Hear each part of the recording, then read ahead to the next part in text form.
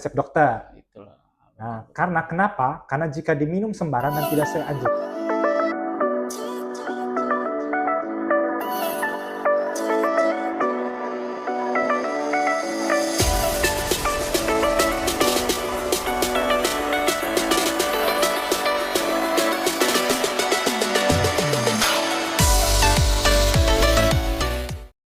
Dan tidak seanjuran, ketika seorang butuh antibiotik, indikasinya nanti udah tidak mempan lagi antibiotiknya itu.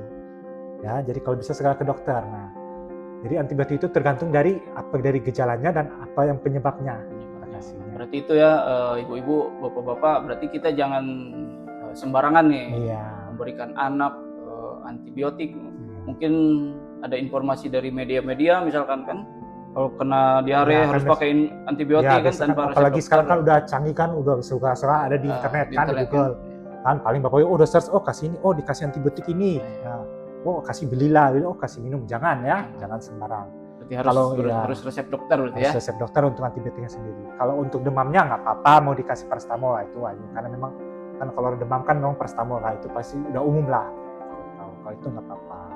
Oke, kita kembali lagi dok ke yang pertama tadi. Berarti misalkan kalau ada anak balita yang diduga nih misalkan terkena diare karena dia sudah 2 atau 3 kali buang air besar nih, berarti orang tua tuh harus menyiapkan minimal ada oralit di rumah. Oralit ya, untuk penanganan pertama. Penanganan pertama betul. Berarti itu harus itu ganti cairannya. Kita tahu ya. Oke. Tadi kan cara mengobati diare. Nah, sekarang apakah diare itu bisa dicegah dok nih sebelum kejadian nih? Iya, makanya kenapa kan ada pepatah mungkin dari dulu sampai sekarang masih dipakai, lebih baik mencegah daripada mengobati. Betul, kan? Betul dok. Pencegahannya itu sendiri pertama higienitas, kebersihan. Cuci tangan sebelum makan, ya, bahan-bahan makanan juga sebelum memasak itu dibersihkan ya.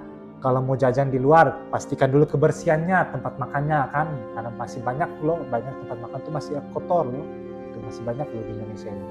Itu jaga kebersihan, sama daya tahan tubuh dijaga ya, pola makan yang teratur, banyakin minum air putih ya, itu dia, dengan istirahat yang cukup. Berarti intinya kalau diare ini itu sangat berkaitan erat dengan PHBS.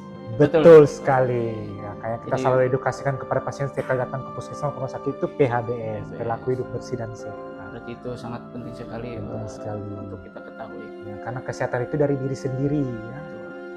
Oke, sekarang kita lanjut dok. Misalkan nih orang terkena diare itu bisa lama nggak pemulihannya dok? Nah, untuk pemulihannya itu tergantung dari penyebabnya juga. Penyebabnya yang tadi, iya. Seperti yang tadi ya? Ya, kalau kayak virus itu kan dia biasa cuma ringan aja, itu biasa 3-5 hari itu udah bisa sembuh. Ya, kalau dia karena yang udah ringan sedang, itu biasanya kalau yang udah kayak contohnya kayak pengaruh bakteri ya, itu bisa sampai seminggu penyembuhannya. Ya, kalau yang udah berat kayak yang udah karena dehidrasi, udah kurang cairan yang berat kan, yang sampai harus ke rumah sakit, sampai harus diinfus dikasih cairan itu, biasanya itu agak lebih lama penyembuhannya. Jadi tergantung dari penyebab dan kondisi pasien.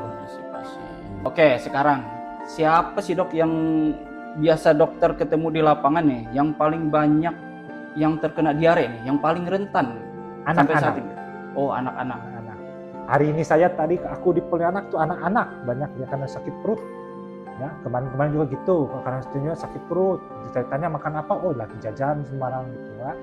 Karena nggak kepantau orang tua kan gitu. Anak-anak paling rentan tuh, karena daya tahan tubuhnya mereka, apalagi kalau pada bayi atau balita tuh. Kadang juga karena alergi biasanya. Nah, biasa kalau pada bayi itu kadang karena susunya nggak cocok. Ya, susu bisa susunya nggak cocok, dia bisa sampai mencret, sampai muntah tuh bisa tuh pada bayi. Ya, jadi kalau misalnya pada bayi itu kalau penanganan gitu ya, kalau misalnya masih bisa ASI ya lanjut aja ASI ya. ASI ya. Ya, sama air putih itu pentingnya. Oke, sekarang misalkan nih ada orang tua dia nggak tahu anaknya terkena diare. Nggak tahu ya.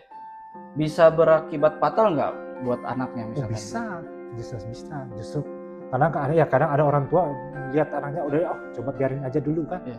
Atau kalau nggak coba dibawa ke dukun katanya, coba dukun katanya. Dukun. Nah gitu kan.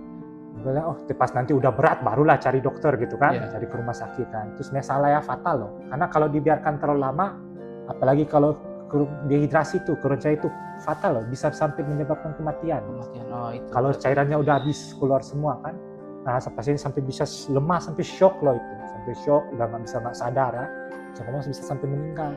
Jadi kalau segera, jadi kalau lihat, jadi perhatikan, jadi kita inilah pantau lah anak-anak kita sendiri, diri kita sendiri. Kalau kita udah BAB itu udah lebih dari 3 kali, udah mencet tuh segeralah. Berarti itu kalau anak kita misalkan udah BAB 2-3 kali dalam sehari, berarti itu udah warning berarti dok? Iya, udah warning. Itu udah tanda-tanda menuju ke diare. Jadi lebih baik segera bawa ke fasilitas kesehatan terdekat. Fasilitas kesehatan terdekat ya. Apalagi kalau udah mencet tuh udah lebih dari 3 kali tuh cepatlah segera bawa ya. Jangan tunggu udah anaknya udah lemas, udah sampai nggak bisa bangun, nggak bisa gerak baru dibawa, jangan ya. Oh ya dok, tadi aku penasaran nih. Tadi dokter kan penyebab diare itu bisa karena virus, bakteri, parasit, higienitas atau PHBS. Terus tadi dokter menyebutkan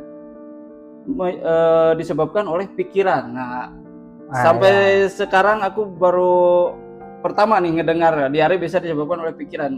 Mohon penjelasannya dok. Ya, memang banyak orang kan, untuk orang awam tertentunya kadang paling bertanya-tanya juga kan, kok pikiran bisa? Coba kalian ingat waktu kalian masih zaman sekolah dulu, atau anak-anak kalian dulu waktu kalau mau ujian. Oh iya dok. Ya, apa kalau mau ngerti ujian besoknya, atau kalau mau pidato biasanya di depan umum tuh, tiba-tiba anaknya, tiba-tiba sakit perut, dikit-dikit ke WC, Itu salah satunya disebabkan karena pikiran, karena faktor stres. Itu dinamakannya, itu disingkatnya itu IBS. Oh IBS dok? Iya IBS. Itu atau namanya irritable bowel syndrome, itu namanya. Apa itu ini? Jadi kayak ada rasa nyeri di perut, itu dikarenakan karena faktor stres pikirannya itu. Dia karena mikirin kan, karena gugup gitu kan. Betul. Dia gugup pikiran, sehingga tiba-tiba jadi pikiran itu dari karena stres itu dia turun ke perut sakitnya. Oh, jadi itu salah satu termasuk kategori diare juga berarti? Iya, termasuk diare juga. Karena dikit-dikit dia buang air besar, kan bisa sehari itu bisa sampai lebih 3 kali. Baru tahu. Seperti yang saya jelaskan di awal kan, diare itu kalau dia udah dikit-dikit lebih dari 3 kali kan. Betul. Jadi karena pikiran itu dia stres, gugup lah, dikit-dikit diare. Nah, kadang kan dokternya kan orang tua kalau yang udah kayak khawatir gitu bawa kan ke dokter, ditanya makan ini enggak, ternyata cuma karena pikiran ditanya. Besok lagi mau ngapain itu? Mau pidato saya atau mau ujian gitu.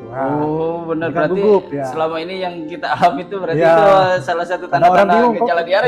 Gejala diare. Karena kan orang bingung, kenapa kok saya pada saat saya makan rumah, saya kan. Betul. Teratur, tapi kok dikit-dikit saya buang air besar nih.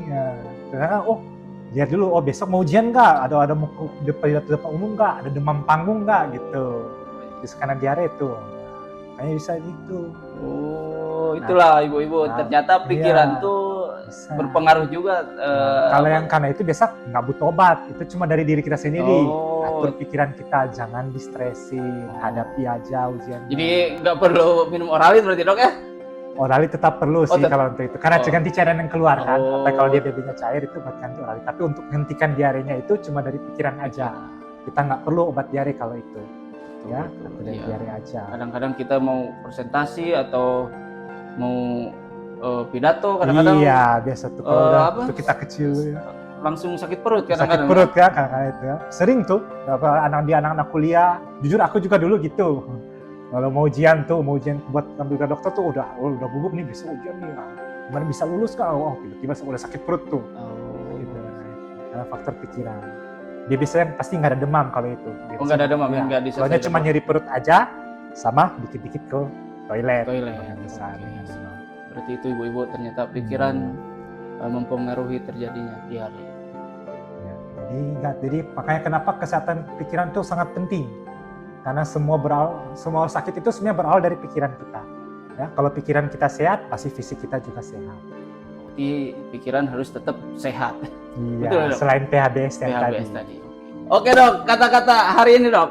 Kata-kata hari ini, jika Anda terkena diare, jangan tunggu sudah parah baru pergi ke vaskes terdekat.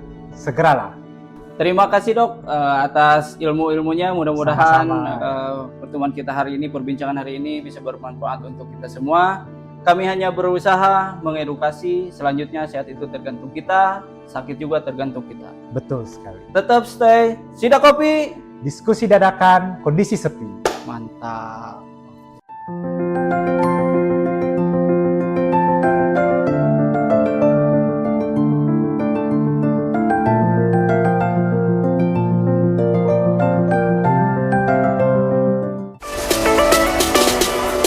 Sida Kopi, Dadakan kondisi sepi.